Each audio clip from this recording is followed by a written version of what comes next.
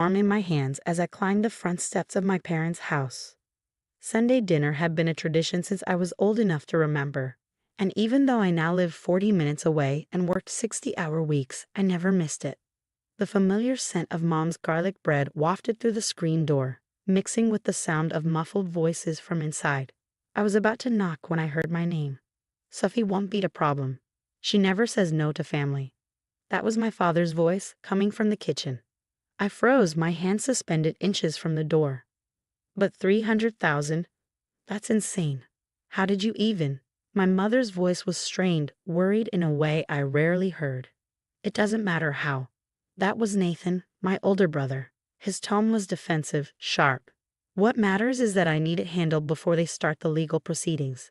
You said you'd help. We will, Dad said firmly. Your sister's got that promotion, remember? Senior financial analyst at that big firm downtown. She's probably making, what, $150,000 a year now.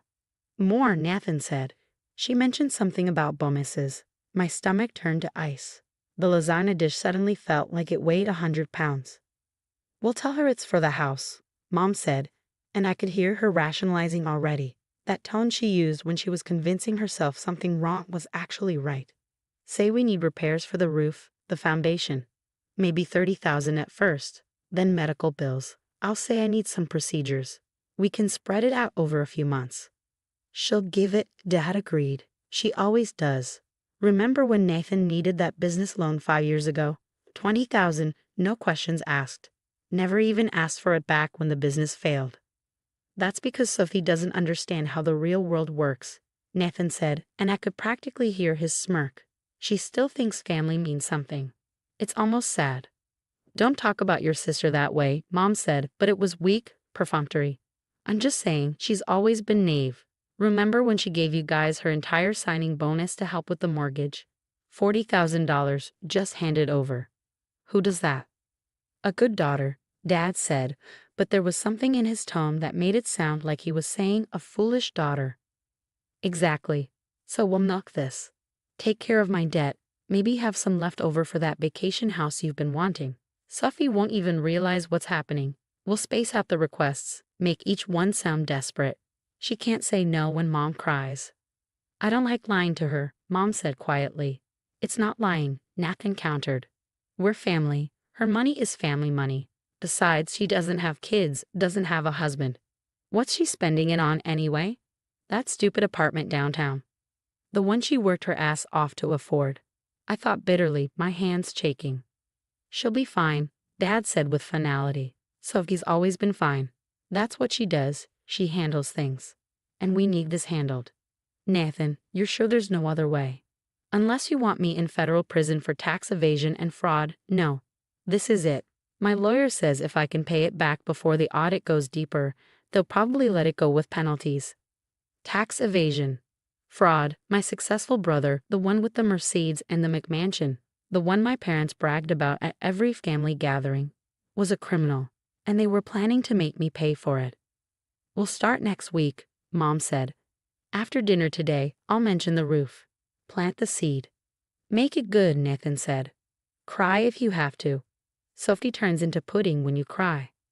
I backed away from the door slowly, silently, my whole body trembling. The lasagna dish slipped slightly in my sweaty palms. But I caught it. Couldn't drop it. Couldn't make a sound. Couldn't let them know I'd heard everything. My car was parked on the street, and I made it there on legs that felt like jelly. I sat in the driver's seat, the lasagna growing cold on my lap, and tried to process what I just heard. My family, the people I'd sacrificed everything for, were planning to con me, to manipulate me, to use my love for them as a weapon against me. The $40,000 signing bonus I'd given them.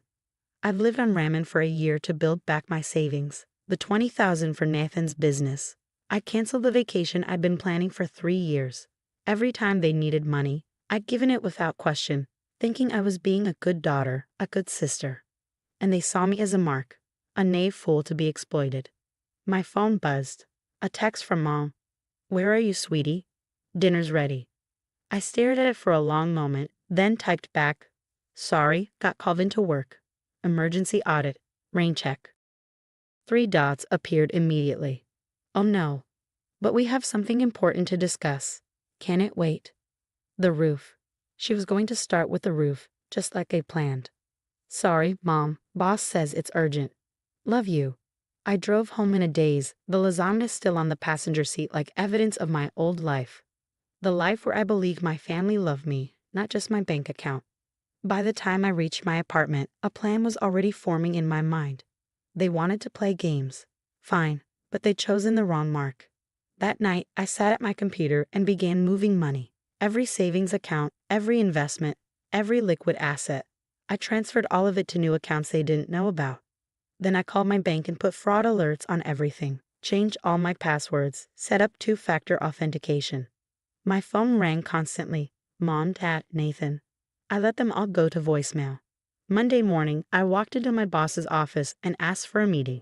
Karen Richards was a sharp woman in her 50s who'd built her career on reading people and situations. I need some advice, I said, closing the door behind me. Personal, not professional, but it might affect my work. She leaned back in her chair, studying me. Go on. I told her everything. The overheard conversation, the pattern of financial exploitation, Nathan's legal troubles. She listened without interrupting, her expression growing darker with each detail. First, she said when I finished, you're handling this remarkably well. Most people would be a mess. Second, you need a lawyer. Not for you, for protection against what they might try. Third, and this is important, you need to document everything. Every request for money, every transaction, every communication. I've already started, I said, showing her the spreadsheet I'd begun. 5 years of financial hemorrhaging, all laid out in black and white. Nearly $200,000, gone. Karen whistled low. Sophie, I'm going to give you some advice that's probably overstepping, but I think you need to hear it. Your family is not your responsibility. Their debts, their crimes, their choices, none of that is on you. I know, I said, though I wasn't sure I believed it yet. I'm also going to suggest something else. We have an opening in our London office. Same position, better pay, and most importantly, an ocean between you and them. Interested? London, 3,000 miles away from the family that saw me as an ATM. When would I start? Next month. We'd handle the visa, moving expenses, everything. Consider it a fresh start. That night, the calls became frantic. 23 missed calls from Mom. 15 from Dad. 31 from Nathan. The voicemails progressed from concerned to angry to desperate. Sophie, this is ridiculous. Call your mother back. Sweetie, please. We're worried about you. Stop being a drama queen and answer your phone. Sophie, this is serious. Nathan needs our help. Family helps family. Tuesday, I finally answered Nathan's call. Jesus Christ, Sophie. Where have you been? Working. I said calmly. You know, at that job you all think is just a fountain of free money. What's that supposed to mean? It means I'm busy, Nathan. What do you want? We need to talk. As a family, can you come to dinner tomorrow? Can't. I have plans. Plans? What plans are more important than family? The kind where people don't scheme to defraud me out of $300,000. The silence was deafening. Then, I don't know what you're talking about. Tax evasion and fraud, Nathan? Really? And you were going to make me pay for it. Tell Mom and Dad to lie to me, manipulate me. You were listening. You were eavesdropping on a private conversation. I was bringing lasagna for family dinner. Remember family? That thing you said I foolishly believe means something. Sophie, listen, it's not what you think. It's exactly what I think. You were planning to con me, your own sister. The one who's bailed you out for years. I'm in trouble, Soph. Real trouble. I could go to prison. Then you should have thought of that before committing fraud. Are you seriously going to let me go to prison? Over money? Money you can afford to spare. I couldn't afford the $40,000 I gave Mom and Dad. I couldn't afford the $20,000 I gave you. I couldn't afford any of it, but I gave it anyway because I thought that's what family does. Turns out I was wrong about what family means. Sophie, please. I hung up. The texts started immediately. From Nathan, begging. From Mom, guilt-tripping. From Dad, demanding.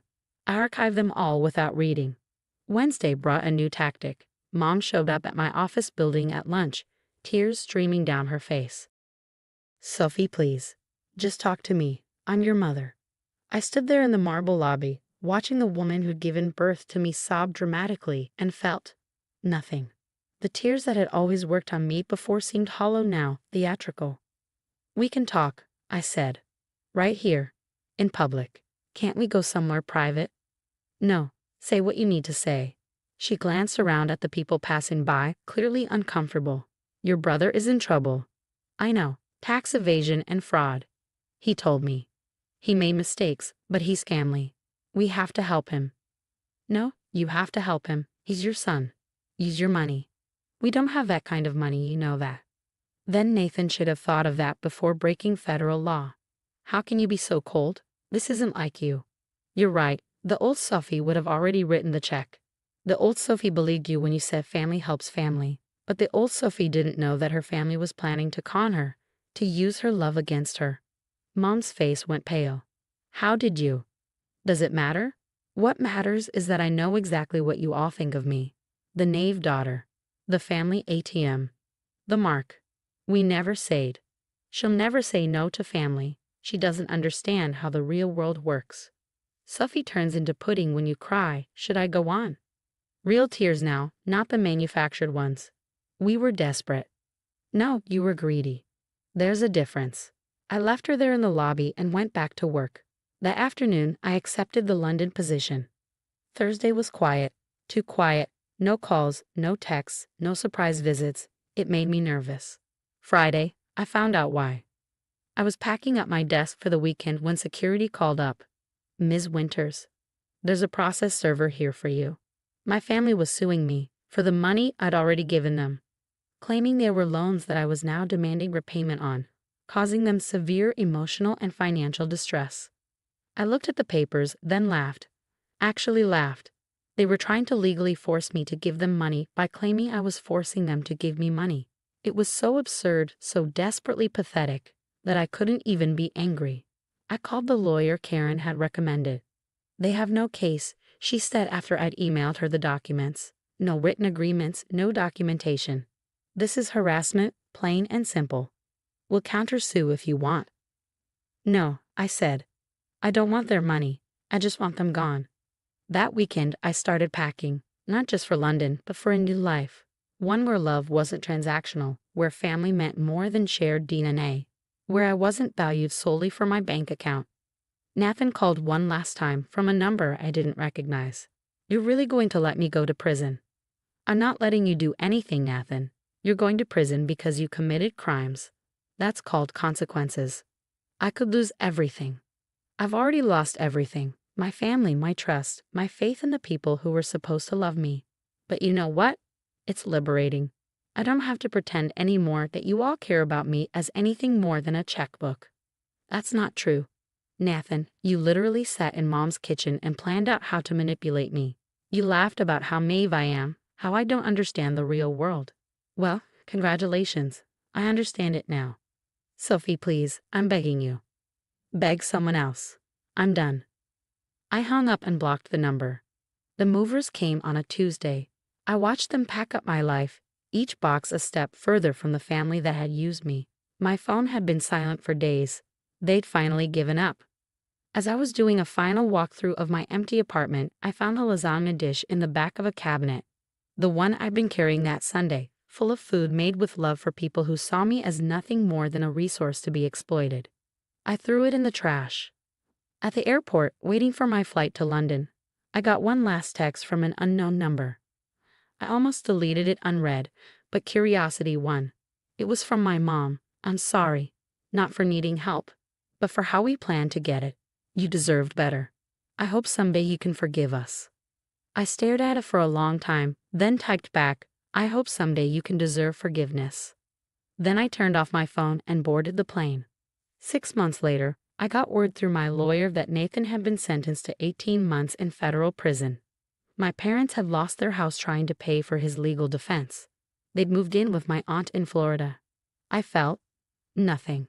No satisfaction, no guilt, no anger. They were strangers now, people I'd once known in a different life. My new life in London was everything the old one wasn't. I had colleagues who became real friends, relationships built on mutual respect rather than exploitation. I learned to trust again slowly, carefully. And sometimes, on quiet Sunday mornings, I'd make lasagna just for myself, remembering the girl who used to carry her heart in a casserole dish, hoping this time her family would see her as more than just a bank account. That girl was gone now. In her place was someone stronger, someone who understood that sometimes the most loving thing you can do for yourself is walk away from people who only love what you can give them. Family isn't about blood. It's about who shows up for you without checking your bank balance first. And sometimes the only person who truly shows up for you is yourself. That's the real world. And now, finally, I understand it.